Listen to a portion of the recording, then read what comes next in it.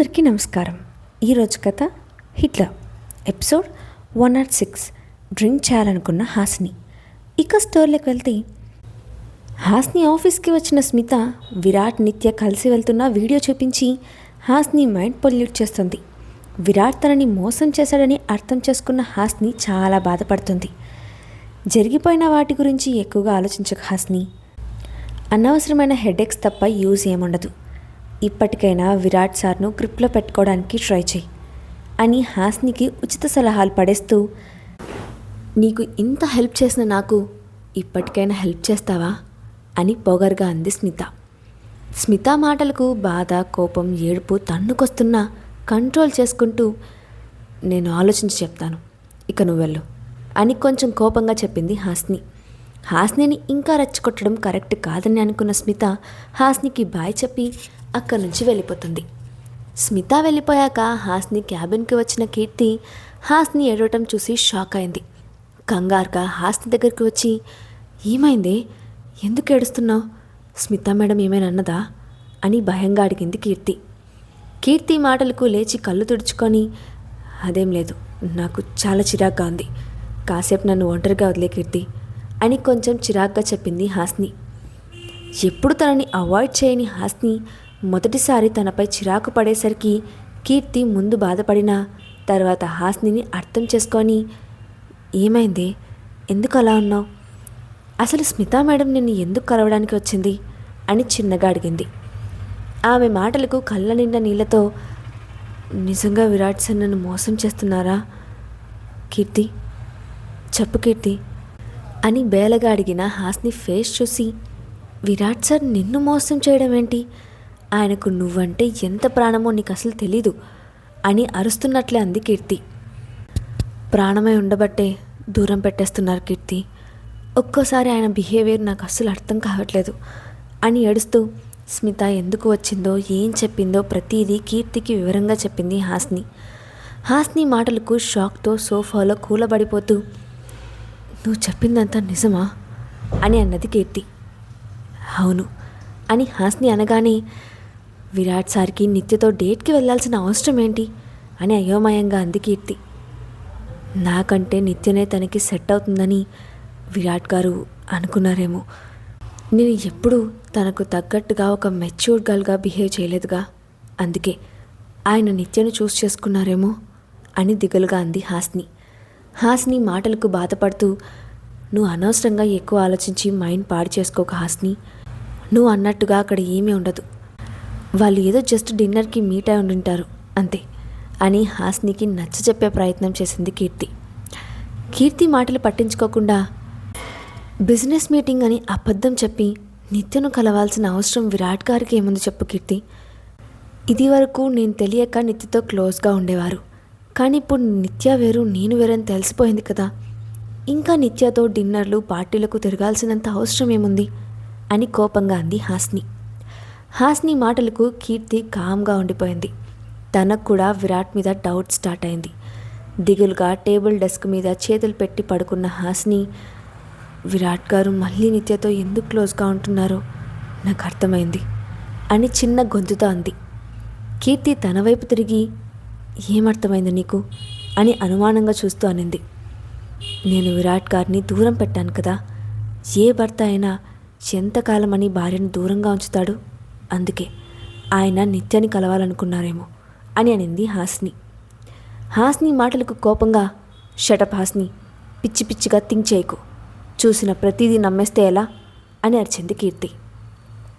ఎందుకు మాట్లాడకూడదే, విరాట్ గారు చేసింది ఏమైనా బాగుందా అని హాసిని కూడా అంతే కోపంగా అరిచింది.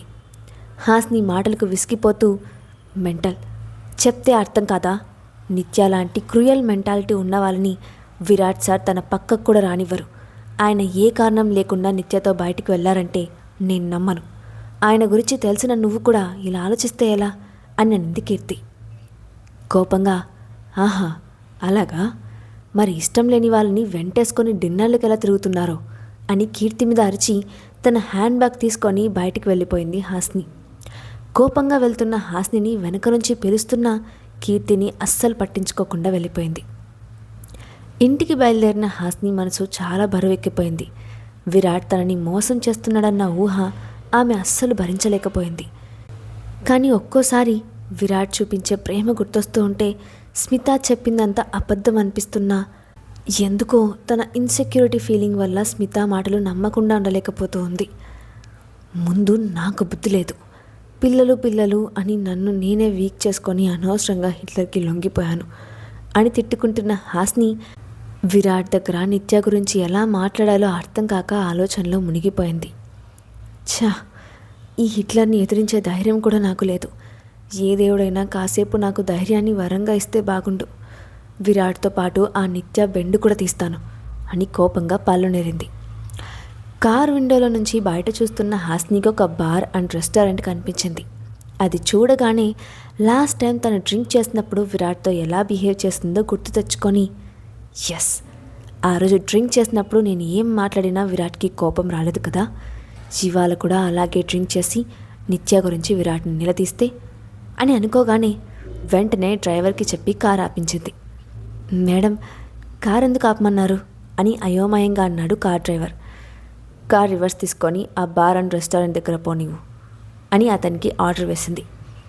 డ్రైవర్ నోట్ తెచ్చుకొని ఆ బార్ వైపు ఆమె వైపు మార్చి చూస్తూ మేడం ఏమంటున్నారు మీరు, విరాట్ సార్కి తెలిస్తే చంపేస్తారు అని కంగారుగా అన్నాడు.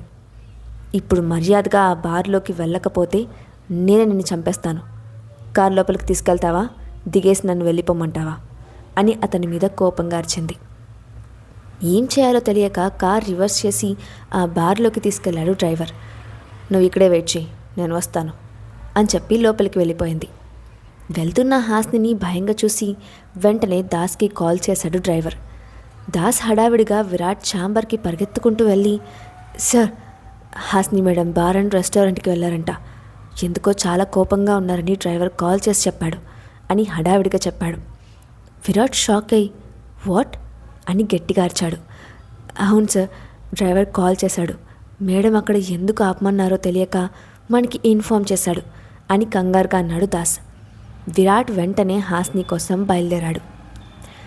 ఫస్ట్ టైం అలాంటి రెస్టారెంట్కి వచ్చిన హాస్ని అక్కడున్న వాతావరణాన్ని భయంగా చూస్తూ ఎంట్రన్స్ దగ్గర నిలబడింది. మేనేజర్ దగ్గరకు వచ్చి welcome madam, how can I help you అంటూ వినయంగా అడిగాడు. అది అది అని సాగదీస్తున్న హాస్నిని వింతగా చూసి మేడం మీరేం తీసుకుంటారు, ఫుడ్ ఆర్ డ్రింక్స్ అని అడిగాడు. ఓన్లీ డ్రింక్స్ అంటే తనని చీప్గా చూస్తాడేమోనని నా హస్బెండ్ వస్తా అన్నారు, ఆయన డ్రింక్ చేస్తారు కాబట్టి రెండిటికి వీలుగా అంటూ క్లోజప్ యాడ్ స్మైల్ ఇచ్చింది. ఓ నైస్ మేడం, నాతో పాటు రండి, మిమ్మల్ని ఫ్యామిలీ లాంచ్ వైపు తీసుకెళ్తాను అని ఆమెను ఒక క్యాబిన్ వైపు తీసుకెళ్లాడు. మీకోసం వెయిటర్ని పంపిస్తాను మేడం అని చెప్పి వెళ్ళిపోయాడు. హాస్ని గోర్లు కొరుక్కుంటూ ఇప్పుడు నేను నిజంగా తాగాలా, అవసరమా అని ఆలోచిస్తోంది. గట్టిగా ఊపిరి పీల్చుకుంటూ లేదు, నేను ఖచ్చితంగా తాగి తీరాలి, లేకపోతే ఆ నిత్య గురించి హిట్లర్నే నిలదీయలేను. ఇవాళ తాడో పేడో తేల్చుకోవాలంటే నాకు ధైర్యం కావాలి అని తనని తానే మోటివేట్ చేసుకుంది. వెయిటర్ వచ్చి మేడం ఆర్డర్ ప్లీజ్ అనగానే హాస్ని తెల్లముఖం వేసుకొని ఆర్డరా, ఏమి ఇవ్వాలి, నాకు అసలు వాటి పేర్లు కూడా తెలియదే, ఇప్పుడు వీడికి నేనేం చెప్పాలి, ఆలోచించు హాస్ని అని తల పట్టుకుంది. నేను నా హస్బెండ్ కోసం గ్రాండ్గా పార్టీ అరేంజ్ చేయాలనుకుంటున్నాను, సో బాగా కిక్కిచ్చేది అండ్ కాస్ట్లీ డ్రింక్ ఏదైనా ఉంటే తీసుకురా అని చెప్పింది. మేడం మా దగ్గర ఉన్న బ్రాండ్స్ అన్నీ కాస్ట్లీగానే ఉంటాయి, వైన్, రా డ్రింక్స్, స్కాచ్, మీకు ఇష్టమైన బ్రాండ్ తీసుకొస్తాను అని అడిగాడు వెయిటర్. హాస్ని షాక్ అవుతూ ఏంటి, డ్రింక్స్లో కూడా ఇన్ని రకాలున్నాయా, మనకి ఫుడ్లో రకాలు తప్ప డ్రింక్స్లో రకాలు తెలియదే అని నీరసంగా అనుకుంటూ నాకు వీటి గురించి పెద్దగా తెలియదు, సర్ప్రైజ్ పార్టీ ప్లాన్ చేశాను, ఎక్కువ బిజినెస్ మ్యాగ్నెట్స్ లైక్ చేసే డ్రింక్ ఏముంటుందో అది పట్టుకొనిరా అని చెప్పింది. వెయిటర్ నవ్వుతూ ఓకే మేడం, నేను తెచ్చే డ్రింక్స్తో ఖచ్చితంగా మీ హస్బెండ్ సాటిస్ఫై అవుతారు అని వెళ్ళిపోయాడు. హాస్ని గట్టిగా ఊపిరి పీల్చుకుంటూ డ్రింక్ చేయాలంటే ఇన్ని తెలిసి ఉండాలా, నేను కేవలం గ్లాస్లో మందు ఉంటే సరిపోతుంది అనుకున్నా అని ఆఫీస్ విషయాలు గుర్తు తెచ్చుకొని బాధగా టేబుల్ మీద వాలిపోయింది. నిజంగా నన్ను మోసం చేస్తున్నారా విరాట్ గారు, మీకు నిత్య అంటే ఇష్టమని చెప్తే నేను వెళ్ళిపోయేదాన్ని కదా, ఎందుకు నన్ను ఈ సిచ్యువేషన్ వరకు తీసుకొచ్చారు అని బాధగా కళ్ళు మూసుకుంది. కొద్దిసేపటి తర్వాత ఐస్ క్యూబ్స్ బకెట్లో డ్రింక్ బాటిల్ తెచ్చిన వెయిటర్, మేడం మీ ఆర్డర్, సార్ రాగానే బెల్ ప్రెస్ చేయండి, మేము సర్వ్ చేస్తాం అని చెప్పాడు. హాస్ని సరే అన్నట్టు తల ఊపింది. అతను వెళ్ళిపోయాక అక్కడున్న సెటప్ చూసి, దీన్ని ఎలా తాగాలబ్బా, డాడీ కూడా ఎప్పుడూ ఇంట్లో డ్రింక్ చేసేవారు కాదు, బాటిల్ క్యాప్ తీసి వాటర్ తాగేసినట్టు తాగేస్తా అని బాటిల్ తీసి చూసింది. పోయినసారి అంతా వాటర్లా అనిపించింది, ఈసారి ఏంటి కలర్లో ఉంది అని బాటిల్ని తిప్పుతూ అనుకుంది. మెల్లగా క్యాప్ ఓపెన్ చేసి స్మెల్ చూసి ముక్కు మూసుకొని టేబుల్ మీద పడేసింది. అబ్బా, ఇంత కంపు కొడుతుంటే దీన్ని ఎలా తాగుతారో ఏంటో అని చిరాగ్గా అనుకుంది. నీరసపడిపోయి డ్రింక్ చేసి ధైర్యంగా విరాట్ని అడగాలనుకున్నా, కానీ ఇప్పుడు దీని స్మెల్ చూస్తేనే వాంతి వస్తుంది. ఇక నేను ఎప్పుడు తాగేది, విరాట్ని నేనెప్పుడు నిలదీసేది? హాస్ని, నీకు ఎన్ని కష్టాలు వచ్చాయే, నీ కష్టాలు తెలుగు సినిమాలో హీరోయిన్కి కూడా రాకూడదు అని తన మీద తానే జాలిపడుతూ అనుకుంది. నిజంగా హాస్ని డ్రింక్ చేస్తుందా? విరాట్ అక్కడికి వస్తే హాస్ని పరిస్థితి ఏమవుతుంది? హాస్ని నిత్య గురించి విరాట్ని క్వశ్చన్ చేస్తుందా? నెక్స్ట్ పార్ట్లో చూద్దాం. ఈ స్టోరీ అప్డేట్ ఎలా ఉందో కింద కామెంట్ బాక్స్లో మీ ఒపీనియన్ని షేర్ చేయండి. అలాగే ఇలాంటి మరిన్ని స్టోరీస్ కోసం మా ఛానల్ని తప్పకుండా సబ్స్క్రైబ్ చేసి పెట్టుకోండి. Thanks for watching.